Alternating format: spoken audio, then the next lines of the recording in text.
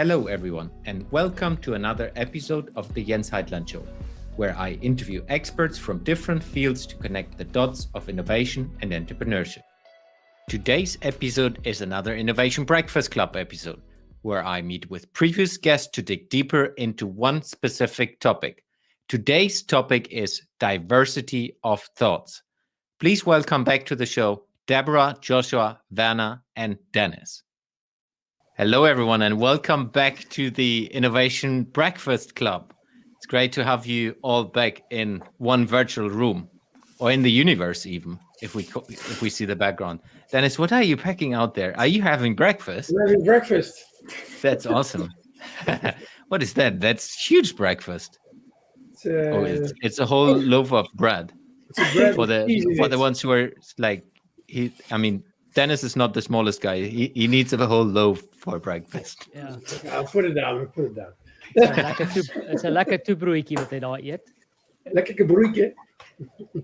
Whatever that means in Dutch. It's great to have you guys back. So today it's all about diversity and diversity of thoughts and how that relates to corporate innovation and around corporate innovation. I will not give more definitions right now. We will explore it really as it is, as you have never heard about that topic.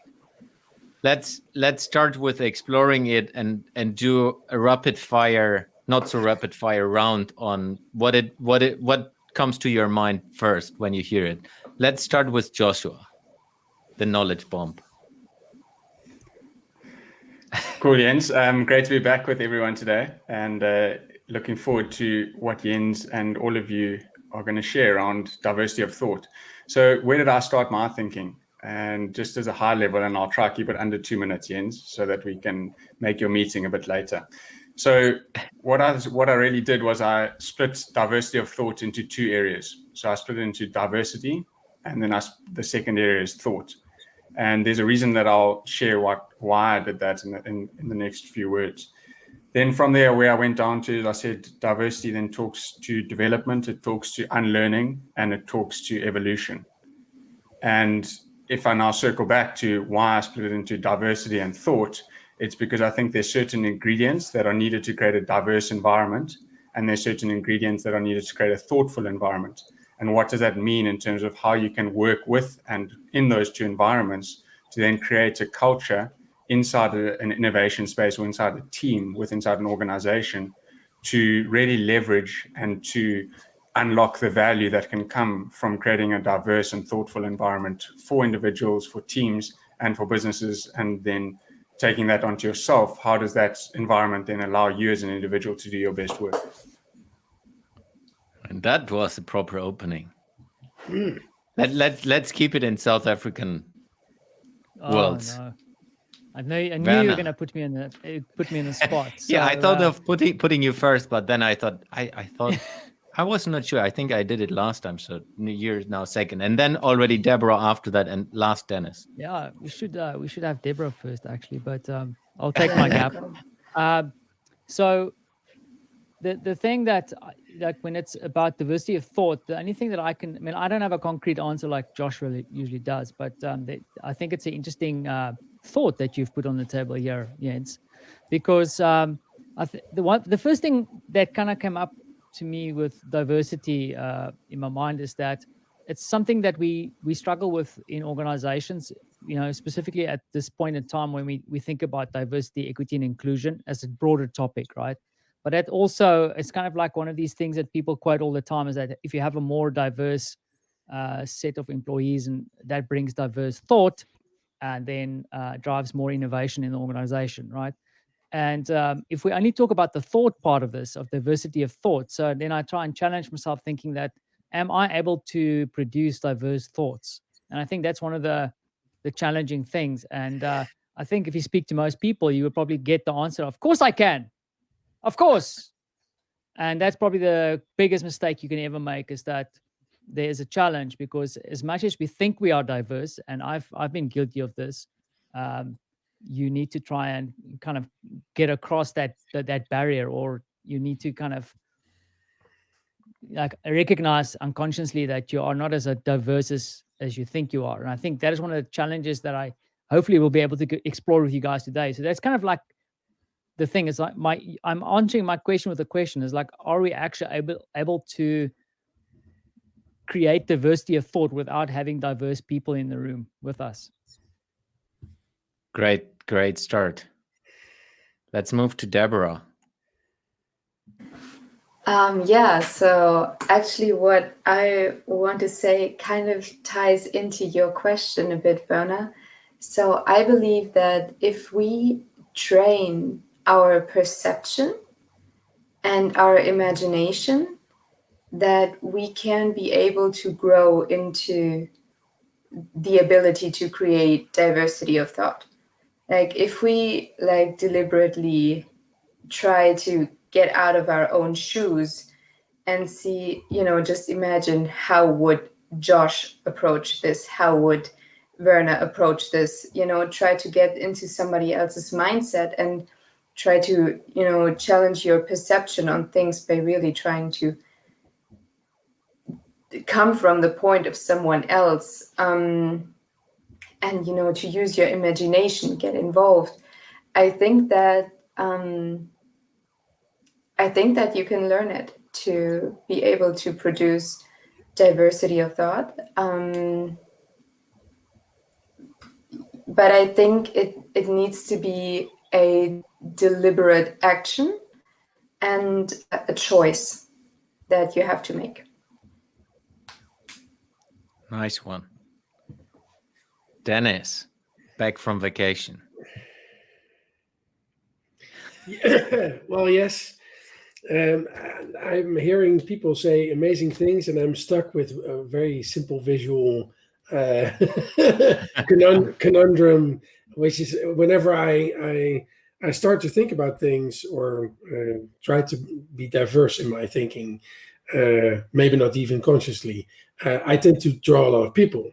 So I draw out a lot of little people, and I start to live in the worlds that they might be in when they're dancing and floating in the space that I provide for them when I draw them.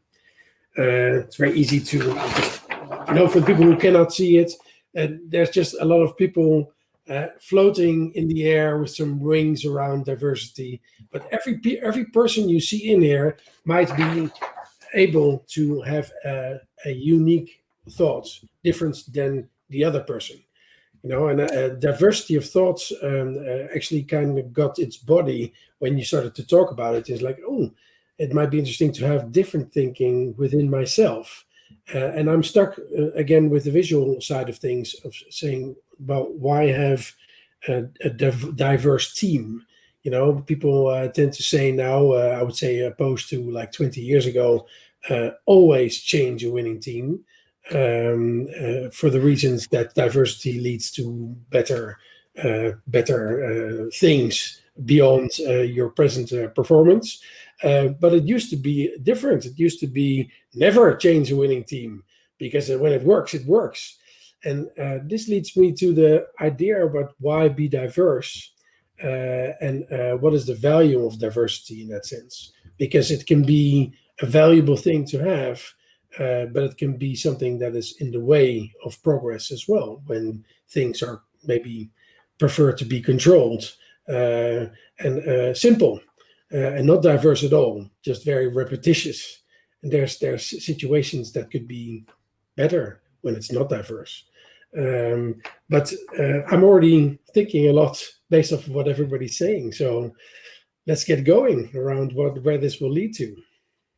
Yeah, I would like to follow the thought from Werner and throwing that question in again. Are we able to create diversity without diverse people? So who wants to get on it? I think the first thing I would say though is like, I have a couple of thoughts floating around in my mind. The one thing I would say though is that I kind of agree with what Debora said about your intention. And I definitely agree that it is a practice.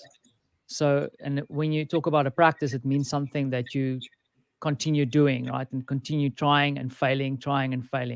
So and you have to do that with intention, right, with a specific outcome. The other thing that Dennis raised is what is the purpose of having diverse thoughts? And I think, I don't know if we actually addressed it. And I actually expected Dennis to do it, because he always goes the opposite, like up the stream, right? Like, why have diverse thoughts in the first place?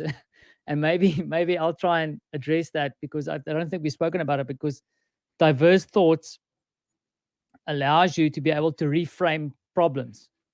I think in my world, that's one of the key things that you need to be able to do, right? Else you get stuck in a paradigm where you're kind of in a rut, right? You don't get into the innovation space if you can't reframe a challenge. So that's why you need diverse thoughts. So I do agree with Debora that you can train it, but the one thing that I think needs to be super, super, that you have to be careful with, is that there cannot be any diverse thoughts if you don't mix with diverse human beings. You have to go out and physically expose yourself to other environments, other people, other thinking, because, and believe me, Debora, this is not like something that I'm saying towards you, because I know you didn't mean it this way, but just sitting and imagining what Joshua is feeling at this stage is not going to lead you to diverse outcomes. You're just using your own paradigms to imagine yourself in Joshua's shoes. You don't actually put yourself in Joshua's shoes. So it's really going out and connecting. And I don't have answers for how to get it done. I think there's various ways to do that. I also would like to explore how you do that within an organization, I guess. Yeah, let's double click further on it before we move to Joshua. It's diverse people. Let's define as well what diverse people or a group of diverse people is for us. Josh. Cool. I mean, you don't need to answer that one. You can. You just doubled it up. You asked a question within a question within a question. So clearly, Jens, we've been on some deep dives in the last few days, and now I've been put on the spot yet again. So I'll do my best to sort of unpack some of the thinking around it. But Werner, to sort of double click and explore some of the thinking that you put down earlier was around, are we able to have diverse thought? And where my mind goes when I hear that and when I start to think about that, it's a really good question. And I think about inputs and outputs, and how in this time that we live in the last 24 months, we've been, navigating and communicating digitally. So we've had a lot of inputs, but what have our outputs been, and have they been diverse, or have they just been run-of-the-mill regulatory production organization system? So we've had a lot of inputs, and we might think that, hey, I've had a lot of diverse inputs, and this sort of links to the point that you just raised prior to me starting sharing some of my thoughts, was around actually intentionally putting yourself into different situations to gather and learn from that diversity to then create a diverse output. So I would sort of build off what you're saying in terms of this digital world is great, and there's a lot that we can get done in it, but are we actually capable of diverse thought inside of interacting in a digital realm, especially with inside teams? And that, I think, is a big, big question that a lot of organizations are grappling with culturally, but also around thinking differently, and what does that mean for building off going forward? And then that sort of, Jens, that leads into your question around diverse people. And here I say, well, what does it mean to be diverse? Like, how do we start to classify diversity? Is it, just because you have tattoos, you are a diverse person? Or is it because you come to work in a t-shirt instead of a suit? Are you a diverse person? I think that the answer to that would be yes. It's a mixture and a melting pot of all of those environments. Is it because now we're conversing through Zoom with many different languages on the call, different cultures, that creates a diversity inside of this space that we're communicating today? But I think that in order to understand what does it mean to be a diverse person, we almost need to look at and give a go at understanding what is diversity. Because diversity could just be the way that you dress, it might be the views that you hold, it might be the language that you speak, or it might just be simply where you sit inside of the world today. Yeah, I love that. But I mean, I'm the host. I can say things in between as well. I don't need to just shoot questions. I was just realizing that. So interesting perspective. So I was just writing down and thinking about it while we said it, while you said it, Joshua, is diversity from a thought, and then linking that as well back to Debora's point, is I think it is really about like you need to put yourself out of the environment where you're normally in.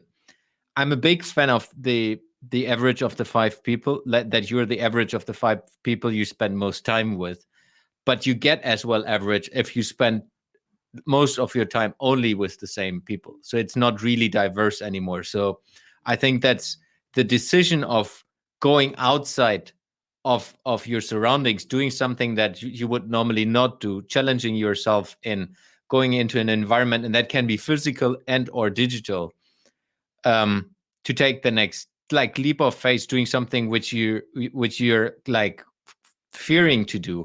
Or for example, we did a podcast interview this morning with Michael on the Reverse Mental Lab podcast, little plug, where we talked about how he has grown as a creator, as a young person, through creating, through putting himself out there into the internet, in his case, into the social media of what he's doing, and through doing that, he's growing himself and getting different thoughts, getting different experiments, getting different learnings out of that. And I think that's also part of the diversity, at least for me.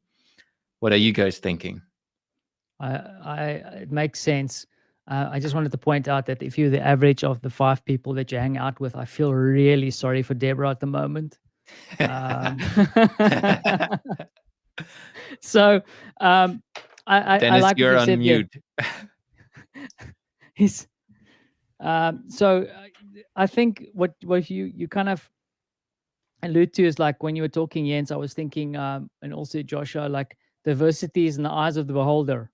So it's kind of like whatever environment you are in, is how do you shift out of that. The other thing though that I was thinking about is that, and this is an experience from my time in advertising, I think the one thing that I took away from advertising is because I got so tempered by a lot of the creative people that I work with all the time, because I really I forced myself into their offices, and I forced myself to work on some of their projects. Like I think they wanted to kick me off with some of them, but that kind of taught me different ways of approaching creative projects, right?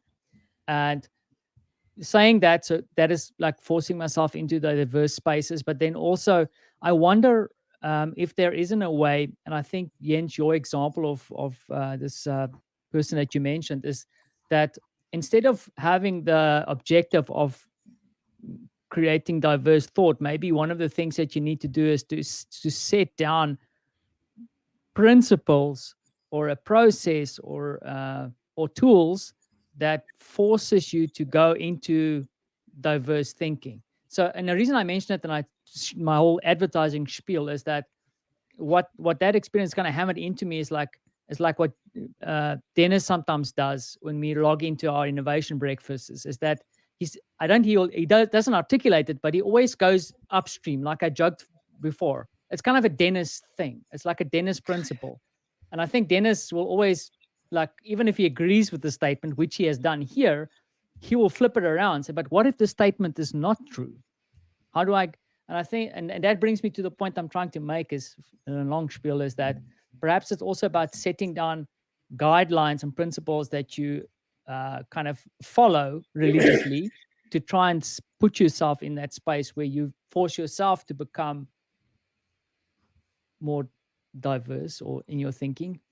Whew, that was a long one. Sorry, whoever edits this one. Joshua or Dennis? Yeah, Dennis, go first. I'm going to do exactly like you predicted. Because, I tend to, because I've been listening now, and I'm hearing diversity as a solution to a whole lot of problems we have in the world. Mainly, like you said yourself, Werner, the ability to be able to allow yourself to reframe problems. I think it's an essential way of moving forward in life. But it's not something that everybody can do or has a role in it to be able to do so. And I would say diversity, in essence, for me, it's just different than something else. So if you have a group of 5 people who are doing the same thing, like the statement you made about the average of the 5 people, and you get another person that comes in who is completely different, then you would have a diverse person. But in that sense, it's not person, and I don't think it's going to be the difference that's so important. It is the ability to create a safe space where you have different people with diverse perspectives that can still work together because they know diversity works, as opposed to the old way of looking at things. It would be role-specific thinking works. You should perform your task within the bigger system, because if you don't, things will break. And I would say for a diverse person, they will say, "Yeah, perfect, let it break," and that's their prerogative, because they tend to be more in a comfort zone when they tend to be categorized as a diverse person. It's like, but it depends on where you are, because I did a lot of sand sculpting in my day, and all these people together were all the diverse people that you can find around the world. But together, they were all the same. They were all doing crazy shit and weird and stuff. And I met my girlfriend in that time, and then she came into that group, and she disconnected so much with these people because she wasn't the same, but she was a very diverse person in that sense. And it's just a matter of, I think you said that the diverse environment and the ability to look at it in that there's a safeness that you can be whoever you want, and that it has a purpose, because sometimes people can't be what they want because they need to fulfill a role within a structure that they found themselves in their life. But I would say with a growing ability to be safe in a certain space, we tend to be able to grow to be more diverse. And then I start to agree with what Debora says, that you can train your perception and grow your imagination and do all these things that allow you to be diverse at a moment's notice. Because sometimes you don't want to be diverse. Sometimes you want to be close to the person who's exactly doing the same thing as you are. When you play tennis and you just want to do it for the fun, then it's more fun to just play tennis and not try to destroy each other because you're two different players. I would like to use that as going into the corporate world. Let's think about business and corporates. How can corporates utilize that and or design it? Joshua, you wanted to say something? Yeah, so it's interesting because I have a segue for you that can probably help us with bridging that gap. So Dennis, where you left off, and one of the things that you spoke about was sort of this organization and this reorganization. And if you think about the last 24 months and what that means, even how teams develop, and we've had different conversations about how culture evolves. And so one of the reference points in my thinking around this concept of diversity and thought was I went back to the brain, and particularly to a book that David Eagleman writes, which is called Live Wired. And inside of the book, one of the things that he refers to is neuroplasticity. So neuroplasticity, more broadly and a general definition, is the ability of neural networks to change through growth and reorganization. And so if you think about, let's break that up. What does that actually mean? Growth and reorganization in terms of creating a diverse environment inside of an organization, inside of a team, inside of a business that can adapt and change based on the needs that it needs to fulfill, based on the services that it needs to deliver, and based on the feedback that it receives from delivering those services. And if you take that a step further, how do we take the learnings from a neuroplasticity way of thinking and the impact that that has on our brains to create that environment where we can reorganize? So does that involve unlearning? And today we've spoken a lot about, putting yourself in situations where you can gain a diverse perspective. But what does it necessarily and potentially also mean to unlearn something to gain a diverse perspective? There was the knowledge bomb. That was a nice bomb. So who is taking the bomb? I mean, I just, all I can say is I agree, right? In my simple background of running some of these sessions with clients is that one of the key things that we try and work into like when we have a bunch of people around the table is how can you get their lazy brains to make new connections? And that is why, like, I mean, when people see me on the internet fooling around with these design tools and stuff, most of those tools are just there to get people to just shift a little bit, because I think that the thing that we forget, right, is that our brains are lazy. They're built to be lazy, right? You continuously want to make the same connections because it saves energy, right? It saves the space for Netflix and chill later on. You don't want to make those new things because it burns energy. But when you start burning energy, you start stepping into space where things get interesting. The other thing that is from experience, the project that I'm currently working on is that as human beings, and we can be the most awesome, beautiful human beings, and to use Dennis's example is that we like working with people like us. Yeah. That's an organizational thing. The hiring manager likes to hire people who's going to come into his team and be cool and fit the culture. And in a way, everybody's not diverse, and we are all diverse in a way. Because if you hire me into a team that is not like me, I'm going to be the diverse guy. So in an organization, I think we need to set up structures and ways where we actually kind of stimulate those diverse kind of things to happen. Because the truth of the matter is, we actually don't really want it to happen. Not because we're evil, but we want to have that relaxing tennis game like Dennis is explaining. Like, who wants to have a fight? Who wants to play against John McEnroe? Come on. We just want to have a good time. No swearing. Exactly. Debora, let's bring diversity in. Yeah, but then again, I think it's also like a matter of approach, really. How you approach diversity. Like, you don't have to make it into a fight, and you don't have to.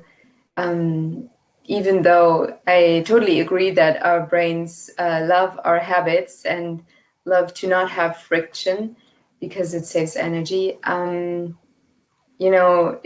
If you can get yourself to just be open and embrace the diversity you're receiving, it can actually be like, I think you're likely to finish your day and be happier with it than when you're just there and everybody just agrees what you say and everybody just, nobody challenge you. And because then you have, if you actually like embrace that diversity, you're gonna have that feeling of growth, when you sometimes notice that in your brain something happens and you're making new connections. And so I think it doesn't have to be like a fight or a struggle or something if you stay open to it, right? I love that part, which is like challenging yourself. And as well, I mean, if you take it back to the organizational topic, to the corporate world, having someone who is the challenger is painful, because I've been in that role quite some time. Because I was the innovator and I was supposed to challenge.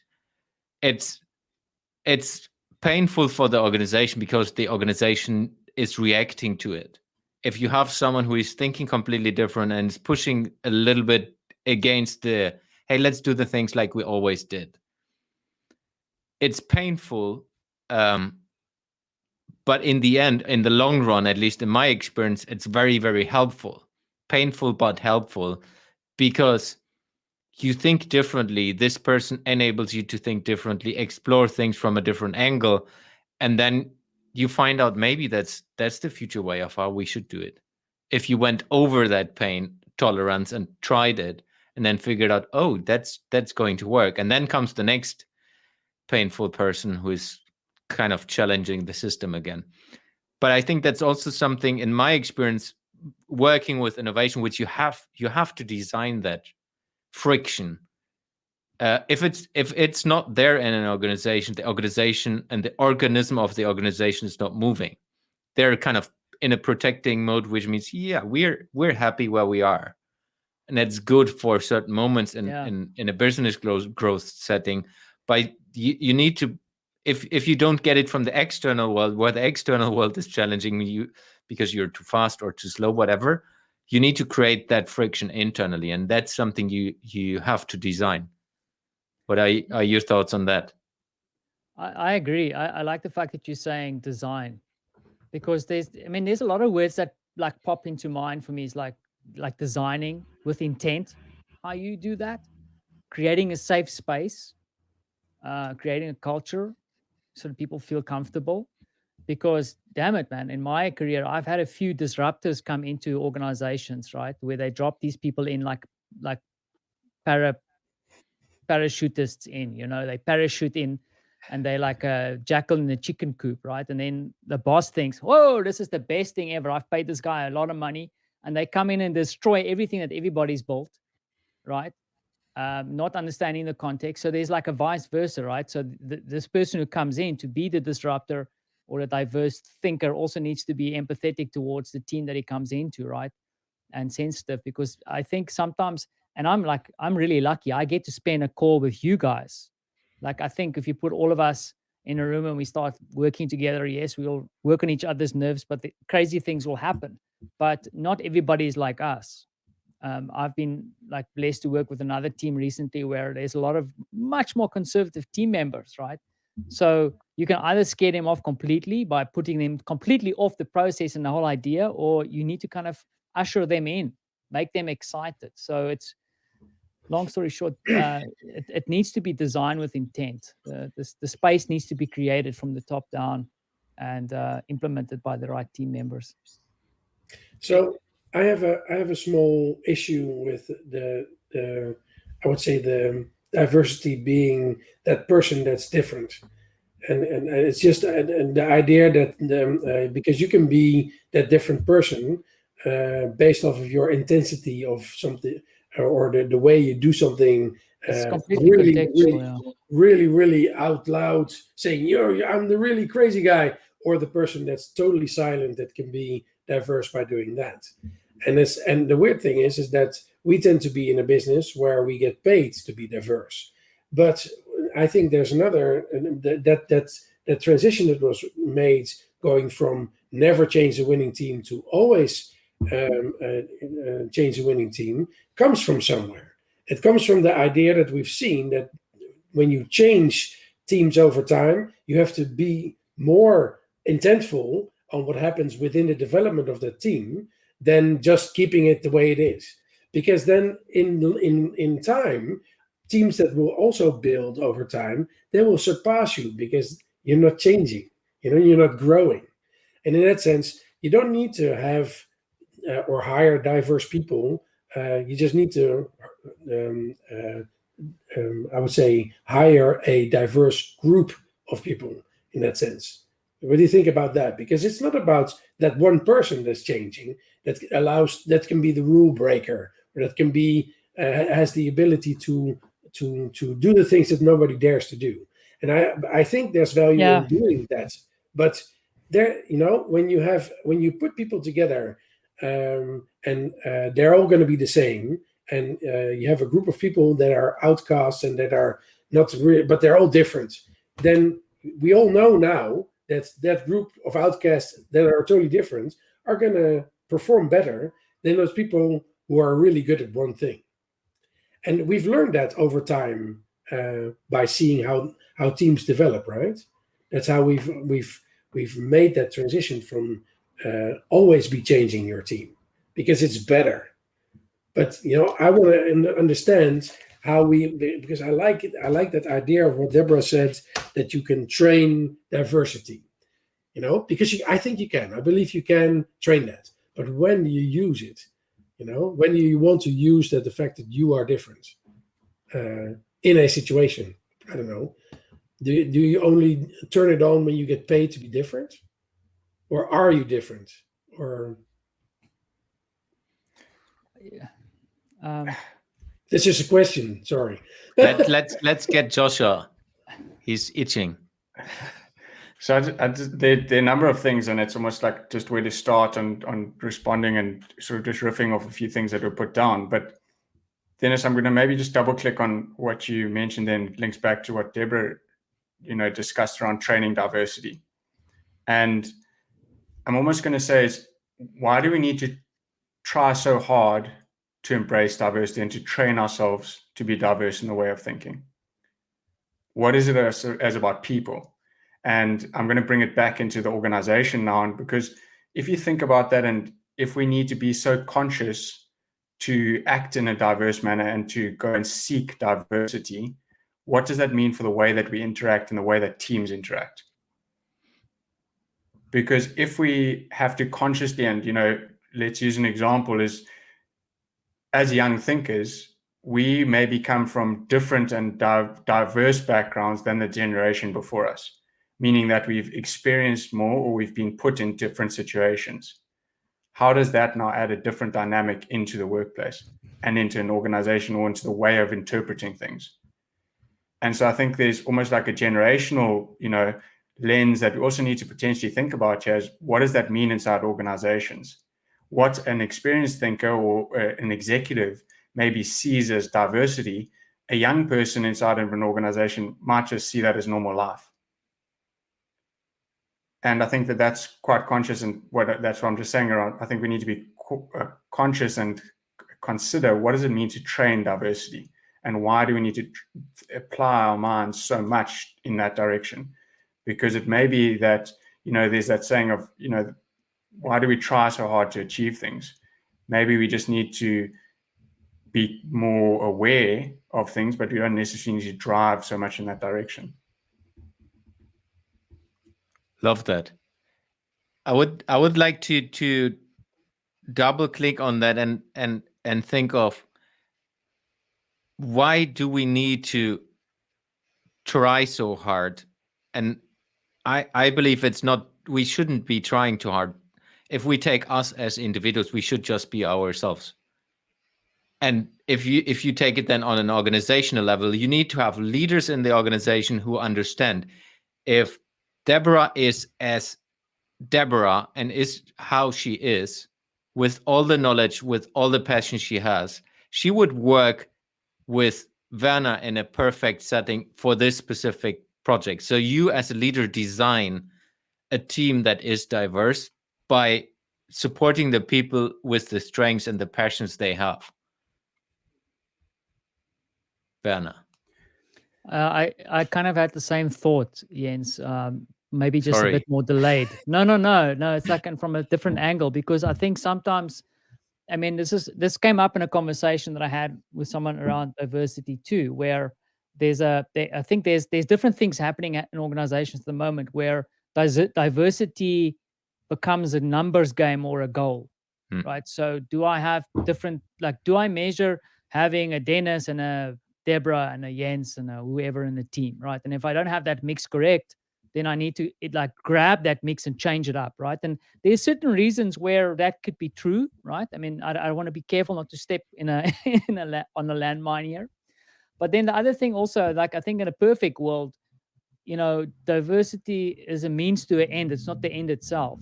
So trying to kind of align with what you said, Jens, is that if I'm as a leader, of course, I agree 100% with you. You have to set up the fertile ground. You have to set up the context, but then you need to measure. And that kind of aligns with what Dennis said about the team, right? So the way that I think teams work is that you look at the performance of a team. I played paintball for years, right? And the team goes through ups and downs, right? So at some stage, my own team started stagnating. They were on the top of their game and they started stagnating. And it was a very diverse team. But then the coach realized that, hey, it was time to mix things up again. And he completely readjusted the team, and then the team started performing well again, and it came up back to its thing. So perhaps the objective is not necessarily diversity in itself, but then rather measuring the outcomes of what your team is doing, and then potentially solving, if you see your team is stagnating, is by mixing up the thoughts and the input that goes into that team, or maybe even the makeup of the team. But that's exactly what I mean. So it's exactly the idea. I like that word stagnation. It's like you are creating an anti-stagnation situation. It's like, okay, so anti-stagnation situation. So that's diversity. We diversify because then we get shaken up, and then we are forced in a safe space to be allowed to reframe our problems, and then we look at the things different and we grow. And I think then diversity becomes a tool to grow. And I'm constantly stuck in between the situation where people, where you say, well, as a person, I know who I am. I am who I am. And I'm not going to change. But I know what I know. I don't know, that becomes a little bit difficult. And you know that you grow. But when you grow, you know that you're going to change at some point. And is diversity something that makes you aware of that you're constantly changing? And then you get back to the idea that you train diversity, but you also need to train control, and you need to train timing, and you need to train all kinds of things that help you to know when to apply the different abilities or capabilities in a certain situation. When when a team is not diverse enough, you play up the diversity because you see that it needs it, and it becomes something like a level, like an equalizer, that that you're going to have to play with the levels a little bit in order to get to a better sound, because it's never only about one perfect sound. It's about trying to find something new and something pleasing to hear. So, Dennis, what you just put down there links back to what Jens mentioned about leadership and what is the role of the leader in this environment. So how does a leader create and enable diversity of thought? So what in sort of my thinking around that is go back to this word pedagogy. And I don't know if anyone's familiar with the word and what that means. So, Werner, for those who are we have the Afrikaans version of that. What's that in Afrikaans? We'll have to save that for some time later. But essentially, pedagogy is formed by an educator's teaching, beliefs, and concerns, the interplay between culture and different ways to learn, in order to help students to build on prior learning. Meaningful classroom relationships must exist. And the reason I've thrown this word into the mix here is because I think it really talks to, Dennis, what you were talking about and what Jens mentioned around leadership, is because there needs to be someone who's constantly and directly and deliberately building an environment where diversity is enabled, where diversity of thought is exposed, and where it's also encouraged. And also, and it goes back to, Dennis, what you mentioned around being able to turn diversity on and off, when to engage as your natural self, when to engage as someone who's maybe more reserved. And that links back to a previous episode that Dennis, Jens, Werner, and I have recorded around the superpowers of innovation. And what does that mean? So I think that just to maybe throw in another spanner is, how can leaders be more aware of the importance of diversity, rather than just wanting to shut it out to make their lives easier, but rather taking the hard decisions up front? Mm-hmm. And the fun part of that is it's like we're all nodding and it sounds easy. It's not. But it's not a tool, right? And I think sometimes it becomes, or it feels like a tool. When people get passed over because of the need of diversity in a company, we need more ethnicity or female presence or whatever, that people get passed by because of the diversity. It feels like a tool, and doesn't feel like the right way to do it. But it is a way to start to create a diversity of people that is more equal than that has been grown before. And in that sense, it's interesting to see that diversity, outside of the fact that you can train it personally, it is used as a tool. This is where you get to the point where it's valuable to be a diverse person and be put in a corporate setting to disrupt a situation. Because a corporate structure or a frame needs to be disrupted once in a while, and who does that best? Diverse people. It's like, well, is that it? Again, it feels like a tool. Yeah. So I'm a bit worried about that. Sorry, I agree. I agree. Because the thing is, I usually with people I work with, I said avoid being the dancing clown. I think we spoke about this before, Jens, is that sometimes we grab the first diverse, crazy, creative person we find and we drop them into like a stuffy old corporation and they like the dancing clown. Hey, look at me. I'm going to bring new thinking. And then it fails dismally. That's why it goes back to what Jens spoke about earlier about setting up the structures, allowing for this to happen. Because the other thing, I keep on thinking about this when we speak about this diversity thing. When I first came to Poland, I was the diverse guy. I still am in some instances when I walk into a meeting and I can't speak a word of Polish. I am the diverse guy. I'm the foreigner. And now that I'm hitting close to 50, I'm not only the foreigner, I'm also the old fart, right? So it depends like the situation, who's the actual diverse guy, or diverse person. Apologies.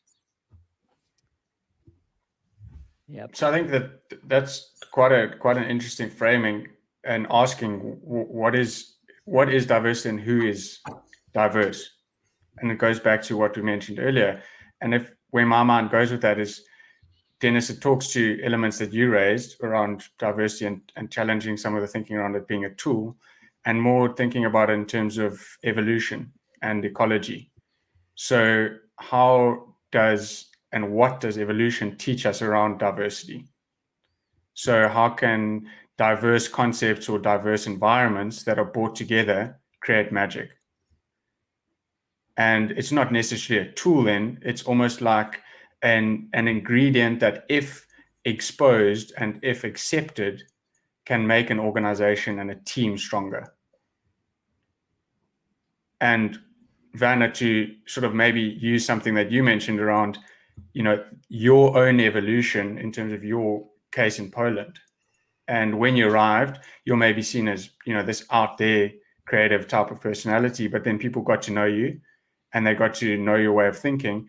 How did then you evolve inside of that and bring a different level of diversity? Because I also think sometimes when people think about diversity inside organizations, and we'll use the class clown example that you used, is they think of diversity in a siloed approach. Okay, we need to change this element of our team to make it more diverse. But is that necessarily right? And is that the only level that you need to engage on from a diverse perspective? But that's exactly. Or should you be rather looking at it in terms of people?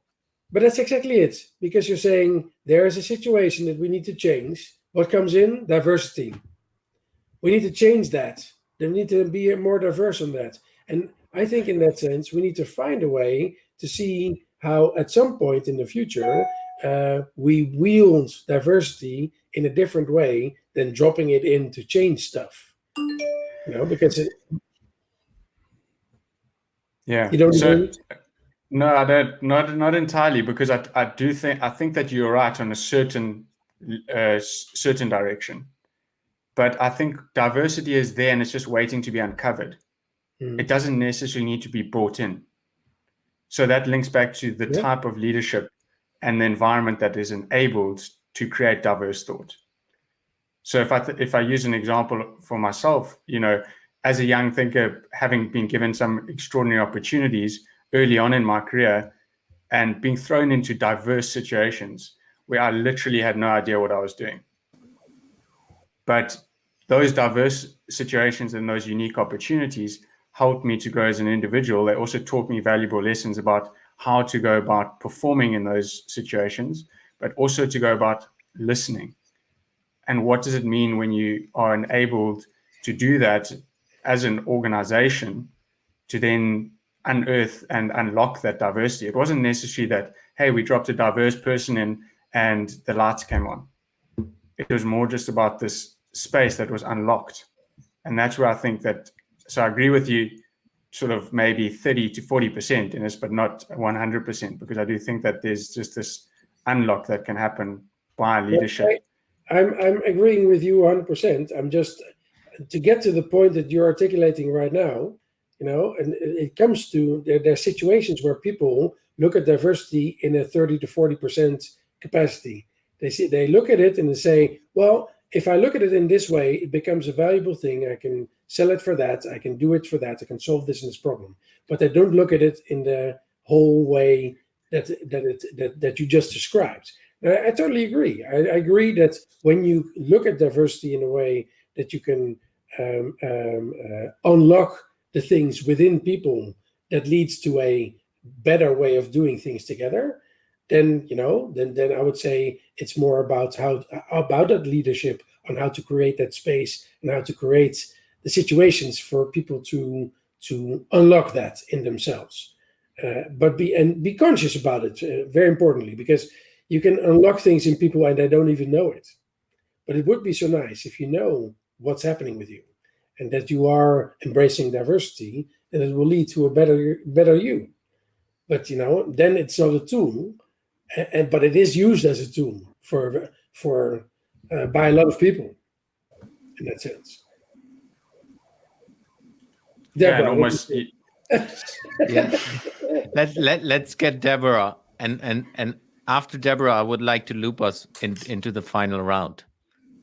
Okay, I just have a question really from your guys' experience and from a leadership perspective. If I have the notion to always change a winning team, when how do I decide as a leader when it's time to bring in a disruptor or to mix things up? How? When? That's a good question. Okay, I can give it from my experience. So one thing is deep diving into the culture of the organization, understanding of the teams, where you feel the necessity of, hey, there's a change needed to get the team to the next level. It's like you're playing in a soccer team and they're performing really well, and it's like Werner was saying with his sports team, and then the coach, who is the leader of them, sees hey, I need to switch something, and do you kind of do something little twist, and the team is notching up again. So that's for me, if you go into an organization, that's what you need to feel as a leader. And as more experience you have as a leader, and as more in tune you are with the teams, as easier it is. So when you start as a leader, you need to understand what is the situation. And then from a business perspective, because that's your responsibility, but then as well on an individual team level perspective of how is the team performing? Is every team member feeling and being themselves? If not, you need to find out how can you make everyone being themselves, because that's already creating quite a difference. And if you're not, if it's completely not performing, then it's also another situation where you say, maybe we need to change things up completely because it's not working. Or there's another course because why it's not performing. That's always something you need to find out as a leader as fast as possible. And for me, that's going back to that, is listening, spending time with the team, with the people who are in the organization, and then uncovering slowly of what's going on.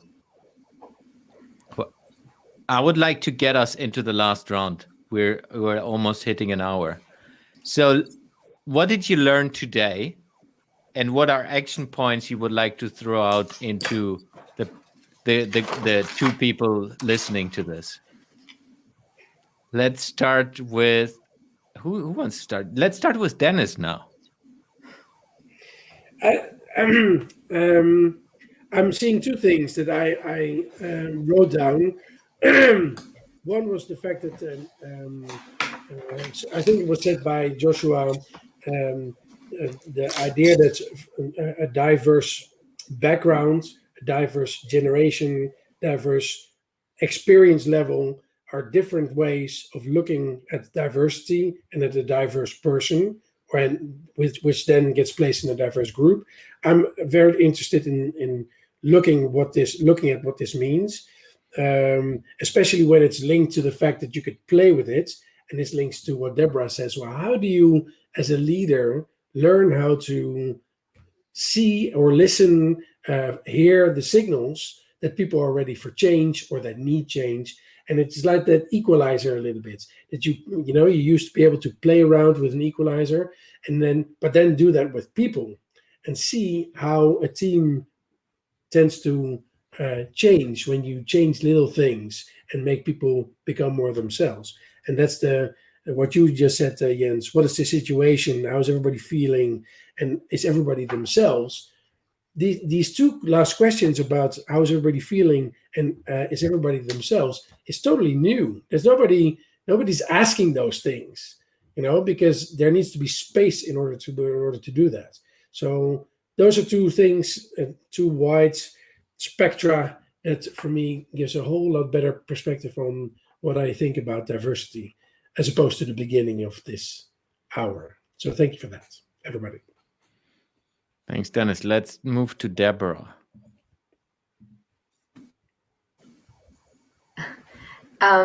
So for me, the learning point definitely was also, to support teams to be themselves, like individuals to be themselves, and then design teams in a way that these individuals can strive like on their own strengths and passions, and together like create something great. This really individual and people focused approach is what I really liked.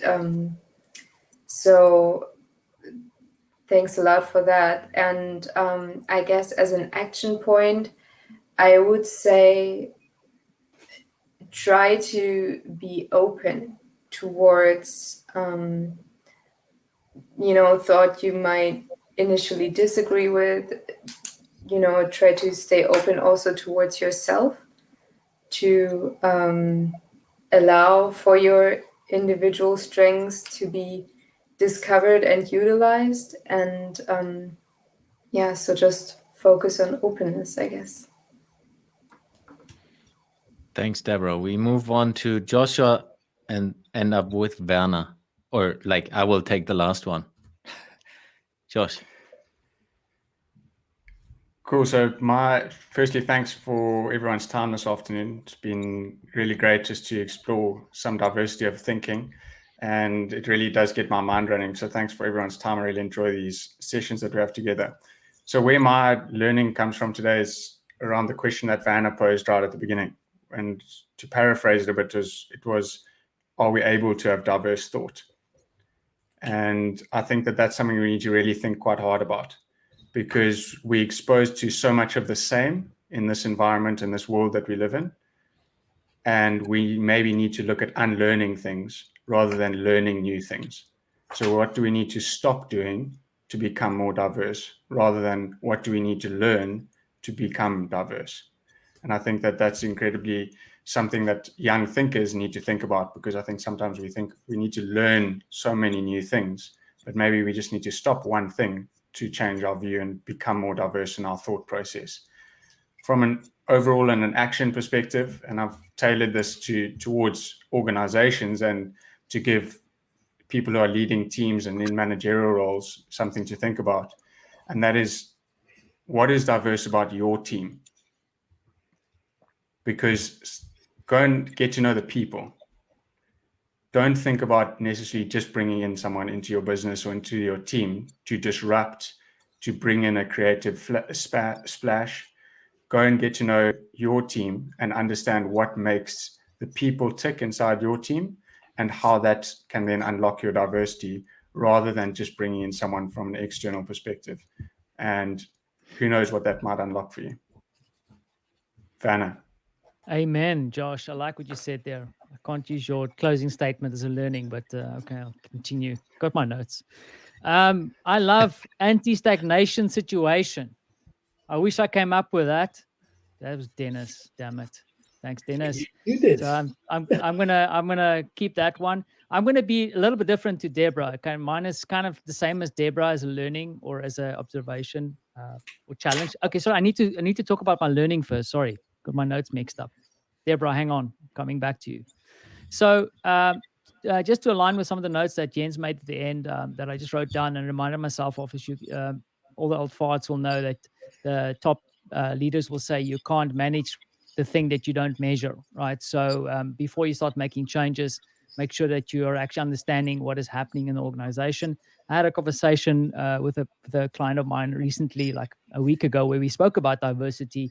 And as the head of strategy in our organization, the first thing she said to me, Werner, before we start making changes, let's understand where we are at, which I think is a super sometimes overlooked thought, right? Because we always want to change things and disrupt. It's like, understand where you're at. The other thing is, and this is where I wanted to align with Debora a little bit, and what triggered with me is that she spoke about being open and by being positive. I'm the older white guy in the room. So usually what we do is we are very confident with our stuff, right? We walk into the room, we know our shit. And I think the challenge I have for the older white guys like me is that when you walk into a room and you lay down your ideas and everybody says, man, Werner, that's a brilliant idea. That's the moment where you stop and take stock, because you might have to include a little bit of diverse thinking in your team, or you might have to change your thinking up a lot, because there's no ways that everybody will always agree with you. So that's kind of like a little tester for you when you need to kind of stop yourself in your own non-diverse tracks. And I just want to also close by saying, before I hand over to Jens, thanks again for the guys here and for the lovely lady. I really enjoyed the session. Thank you. Thanks, Werner. So many good nuggets. I don't want to repeat what you guys said, so I'm trying to get something else out. So what I learned is it's diversity is part of the environment. So the environment is forming diversity. Then another topic is like it's kind of the personal diversity, you yourself, and how you feel with that, and then on top of that, or connected to that, it's like the diversity of the team, which is then leading into the environment. And what I loved as well was from Dennis that diversity is not a tool, it's an ingredient. So if we just think about, hey, you're orchestrating a company, if you're a leader at least, how do you use that as a menu? And you have a menu of leadership skills and things you can use in supporting your business to thrive. How do you use diversity as an ingredient? Which is also linked to my action point is, if you're a leader, how do you feel diversity? So not like Werner was saying, how do you measure? How do you feel? Because that, I think, is like a temperature check of your organization. If you feel that there is not enough diversity or enough diversity, it will give you a sense of what you can be doing. Having said that, thanks a lot for today, guys. It was a pleasure having you in the Innovation Breakfast Club, and looking forward to do another one in the future. Thanks, everyone, and yeah, see you next time. Cheers. Thanks for listening to today's episode. You will find the links and resources in the show notes of this episode. If you would like to support the podcast, the most impactful thing you can do is subscribing to the show on any of the podcasting platforms and give me a review. This will help me to reach more innovators around the world and bring some of you into the show. If you have any questions to the guest or want to engage with me, feel free to reach out to me on my public WhatsApp at +49 151 7033 1176.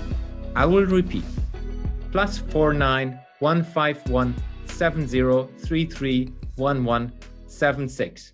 It's all WhatsApp, texting only.